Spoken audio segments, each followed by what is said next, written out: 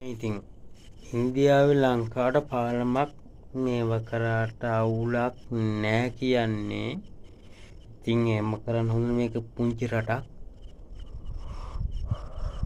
වටිනා රටක්. ඉතින් මේ වටිනා රටේ ඉතින් රැක ගන්න ඕනේ. ඉතින් පාලමක් මෙහෙට ගැහුවොත් මිනිස්සු ගොඩ යන්නත් ඉඩ තියෙනවා. ඉතින් මේ ලොකු රටේ මේක එකතු වුණාම ලොකු ලෝකයන්නේ ඉතින් හොඳ මිනිස්සු ජයග්‍රහණයත් වැඩි වෙනවා. ඉතින් ලොකු සුපිරි ඉතින් පාලමක් හැදුවා කියන්නේ ඉතින් වරදක් වෙන්නේ නැහැ. මෙහෙ දුප්පත් ඉන්න කට්ටිය හෙට ගිහිල්ලා සල්ලි වලින් සල්ලි කරන එහෙ ඉන්න කට්ටිය මෙහෙට එනවා.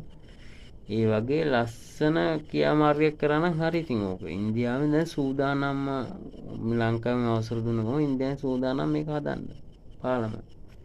හොඳ යවුලක් නැහැ. සහභාගීන් වැඩි ටික වෙන්න ඕනේ මරා ගන්න නැතුව.